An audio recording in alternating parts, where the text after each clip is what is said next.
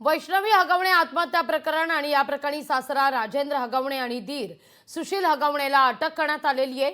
दोघांना सुद्धा काही वेळापूर्वी बावधन पोलीस स्टेशनला आणण्यात आलंय। यावेळी लोकशाही मराठीनं राजेंद्र हगवणेला पश्चाताप झालाय का राजेंद्र हगवणे असा सवाल विचारला। त्यावेळी मात्र त्यानं नकारार्थी हात हलवलेला आहे। त्यामुळे अद्यापही राजेंद्र हगवणेचा माज कायम आहे असंच दिसतंय। ऐकूया आपण। राजेंद्र काय बोलायचं का तुला? राजेंद्र तुझी काय बाजू आरोप खुनाचा आरोप आहे तुझ्यावर? काय बोलणार तुला पश्चाताप होते का? तुला पश्चाताप होते का? या सगळ्याविषयी अधिक माहिती घेण्याकरता थेट जाऊया आपले प्रतिनिधी चंद्रशेखर भांगे यांच्याकडे। चंद्रशेखर, बरोबर 8:15च्या दरम्यान या ठिकाणी राजेंद्र हगवणे आणि सुशील हगवणेला बावधन पोलीस स्टेशन मध्ये आणण्यात आलेलं आहे। जवळपास पाऊण तास आता उलटून गेलेला आहे। काय नेमकं घडतंय बावधन पोलीस स्टेशन मध्ये?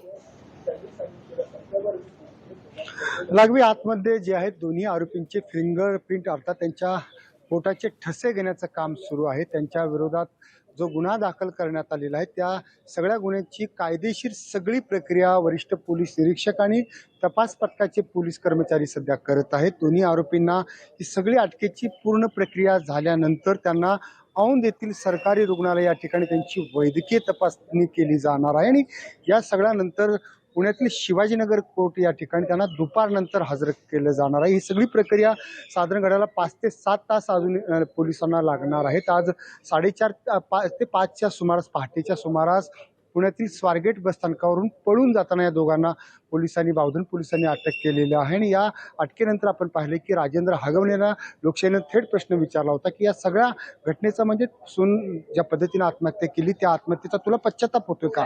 तर राजेंद्र हगवणेने हातवारे करत त्याची ती नकारात्मक दिशा त्या ठिकाणी दाखवली होती। खरं तर राजेंद्र हगवणेला सत्तेचा आणि पैशाचा माज आपण बघू शकतो की वरिष्ठ पोलीस उपायुक्त या ठिकाणी आलेत, सारंगजी आव्हाड।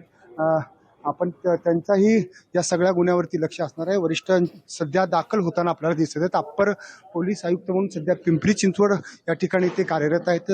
सारंग आव्हाड यांच्या आता या दोन्ही आरोपीचा जो आहे तो त्यांचा जबाब ते स्वतः घेतील, त्यांच्याकडे चौकशी करतील असल्याची करणार असल्याची माहिती समोर येत आहे। कारण आपण पाहिले की या ठिकाणी आता वरिष्ठ पोलीस अधिकारी दाखल होण्यास सुरुवात होत आहे। आपण या वरिष्ठ पोलीस अधिकाऱ्यांशी बातचीत करण्याचा प्रयत्न केला, परंतु कोणतीही बातचीत न करता वरिष्ठ पोलीस अधिकारी अगोदर जे दोन्ही नराधम आरोपी आहेत त्यांची भेट घेऊन त्यांची विचारपूस करतील, त्यांची चौकशी करतील। त्यानंतर जे आहे ती पुढे माध्यमाशी या दोन्ही वरिष्ठ अधिकारी बोलण्याची शक्यता आहे। लागवी अगदी चंद्रशेखर, तुर्तास धन्यवाद तुम्ही दिलेल्या एकूणच सविस्तर माहिती करता। तुमच्याकडून या सगळ्या संदर्भात अपडेट घेतच राहू। लोकशाही मराठी ऐका, पहा, जागरूक रहा।